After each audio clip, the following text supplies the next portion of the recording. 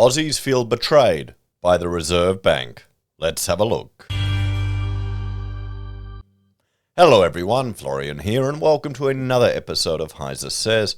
Grab your stein of coffee, because this is certainly an interesting article I want to look at. It's about the RBA breaking their promise to not increase rates until 2024. We all remember, all of us remember, the Reserve Bank governor saying that they can't foresee, or their predictions or their modelling is that rates won't have to increase until 2024. We'll have low rates until then. And now what's happened? Well, I've got about 3 videos I need to prepare for tomorrow about banks putting up rates, and people are already starting to feel it, and they're starting to get in trouble, which, considering how low rates are, for those of you playing at home, the cash rate or the target rate from the RBA is 1.35%. It's still well below what was considered an emergency rate. And now people are feeling like, well, the RBA lied to them. They trusted the RBA. And can you blame people? Okay, we're the ones watching the YouTubes, and I'm going through the articles, and we're looking at the precedent. We don't have that much faith in the Reserve Bank of Australia, and I'm sure there's a few of you that would even argue maybe we should get rid of a Reserve Bank entirely and move to a different system entirely. But, well, we're a long way from radical changes to our monetary and political system when most people just blindly took the words of our Reserve Bank governor to heart. People are making financial decisions based on this stuff. For months on end, the message from the Reserve Bank of Australia was clear: interest rates would not rise until 2024. The message was repeated time and time again from late 2020 throughout 2021 as Australia faced the devastating COVID pandemic. They were juicing up the market. They wanted to get everyone to rush out there and spend. And what does everyone spend on here in Australia? Not Bitcoin, not gold, not silver. It's property. That and toilet paper. There are two things that people are buying, guys. And I guarantee you, this pushed some people over the edge. Some of them were probably umming and ahhing over if they should get into property. And this was probably what pushed them over the edge to buy. In fact, for most of last year, the RBA issued the same repeated assurance: the board will not increase the cash rate until actual inflation is sustainably within 2 to 3% target range. For this to occur, wages growth will have to be materially higher than it is currently. This will require significant gains in employment and a return to a tight labour market. The board does not expect these conditions to be met until 2024 at the earliest. Okay. And I'll bring up this wage prediction chart here. They suck at making predictions. They absolutely suck at making predictions. This is the problem with all economics, to be quite honest. A lot of it is psychological. A lot of it is to do with the media. And it is a highly emergent system that you're trying to regulate with like 2 levers: quantitative easing and interest rates. Awesome. Yeah, that's going to work like a treat. People are going to, people have borrowed a lot of money based on this, and I know we can go, hardy-ha, why'd you do it? But you got to feel sorry for some of them. And good old O here on his $1 million salary, I'm sure he feels sorry for some people that are going to get screwed over too, to be quite honest. Countless Aussies took out mortgages over this period, at a time when house prices, and therefore mortgages, had never been more expensive, with many taking those crucial 4 words, 2024 at the earliest, into consideration when making such a momentous life decision. Yeah, but 2024 is nothing. It's only, 2 years away and a bit? It'll go like that, everyone. I guess I'm older now. It's going so quick, I just don't notice it anymore. Maybe for a 20-year-old, it's a bit different. It seems, that's 4 years away. I guess that's like a fifth of their life. To a 40-year-old, that's a tenth of my life. So it's... that'll disappear before I even realize. Well, then in May this year, disaster struck when the RBA announced the first official rate hike since 2021, lifting the cash rate by 25 basis points to 35 basis points, 0.35.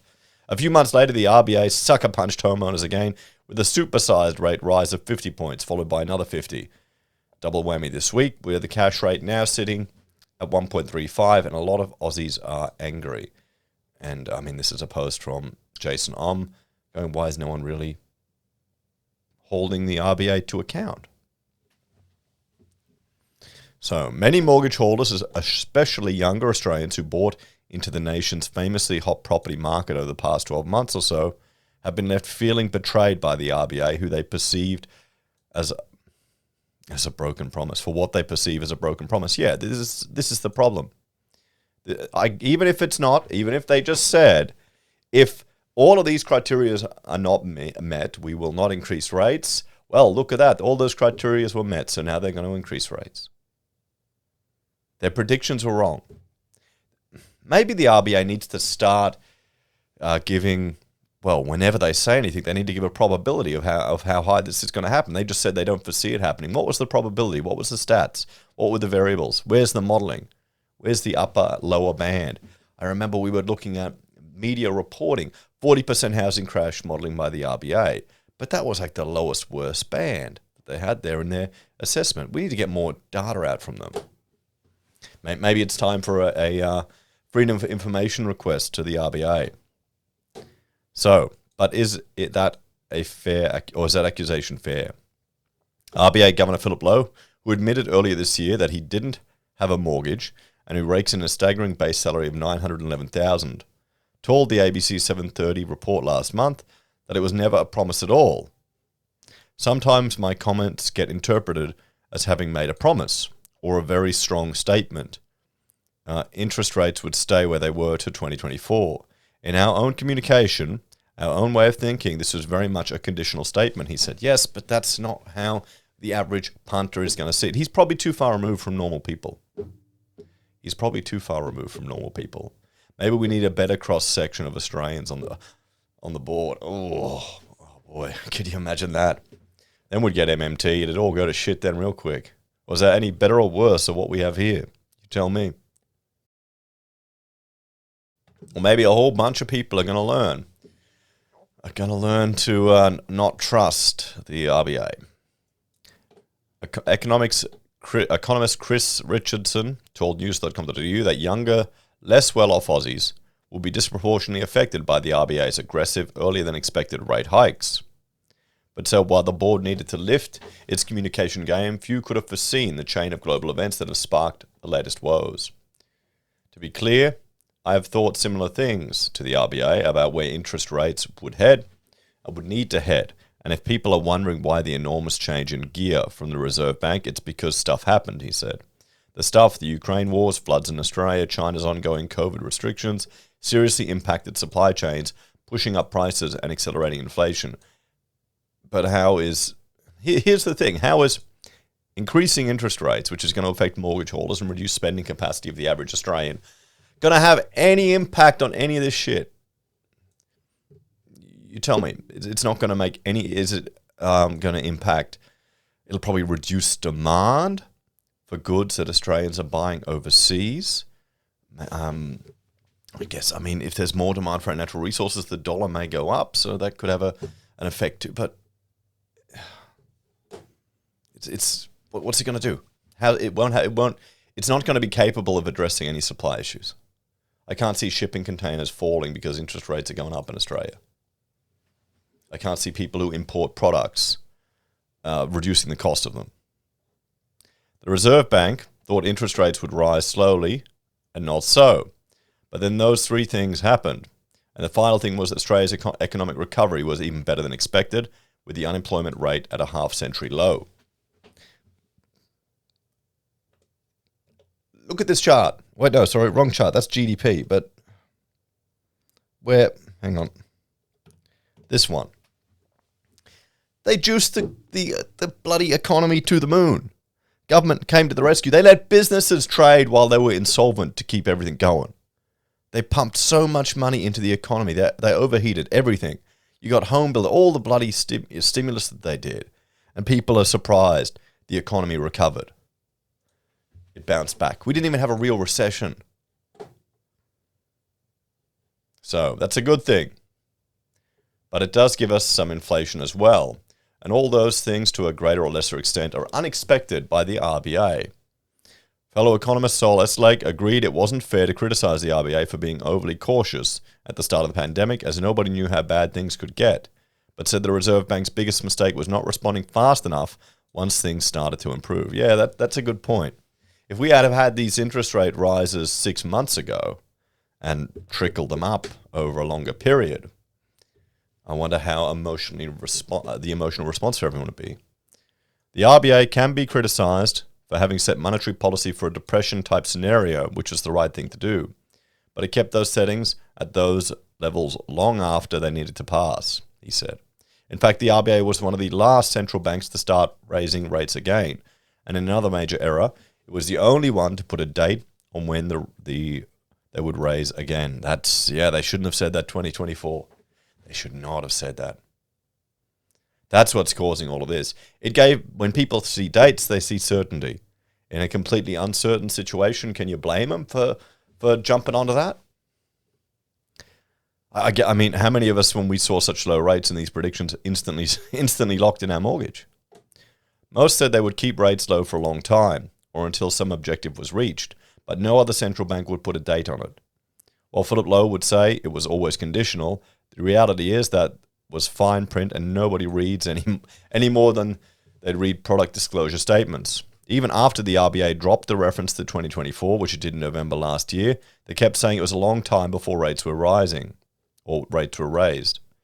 Mr. Eslake said the RBA was now raising rates aggressively because it had a lot of catching up to do to bring it back in line with the rest of the world. And Mr. Richardson said the RBA's communication had also been severely lacking at a time when it was never more important to keep the country in the loop. When Australians have never borrowed so much and the RBA's decision has never been so important to us, it's important to treat us as adults who are part of the conversation, he said. The RBA famously likes to be inscrutable, but that's just not good enough. They have to be clear. I don't have a problem with them changing their mind if they take us into their confidence now and tell us what's happening and what happens next, and if that ultimately turns out to be wrong, that's fine, but they need to keep explaining. Mr. Richardson said the RBA's lack of communication had spooked households. Yeah, that's probably going to have more of an impact than any rate rise. We're still spending up a storm and interest rates haven't started to have a big impact on the economy yet, but various measures of consumer sentiment show we're almost as worried now as when at any time since COVID first hit. Well, how many people spending have locked in at a lower rate? It's not good enough, and families don't need to be as worried as the Reserve Bank has made them. Well, let's have a talk about this one, guys. Is anyone at all surprised? Viewers of the channel certainly would not be surprised at this. Do you trust the RBA? Or should we be more disappointed that people fell for it? Or blindly just took their word? I can't blame people, to be honest. I really can't. And a lot of them are gonna, well, it's a hard lesson to learn. Maybe that might shift a few people politically. We'll have to see. Anyway, let me know your thoughts and opinions on this one. Thank you all for watching. Like, share, subscribe to the channel. If you're a fan and enjoy the content I find and discuss here, there are a few ways you can help out. You can support us financially via YouTube or Patreon, use our referral links, buy our merch, or call us if you need an architect. Take care, everyone. Have a great day, and I'll see you in the next episode of HeiseSays. Oh boy, it's just all happening this week. And thank you to everyone who's adding entries to the Construction Apocalypse spreadsheet. It helps. Appreciate it.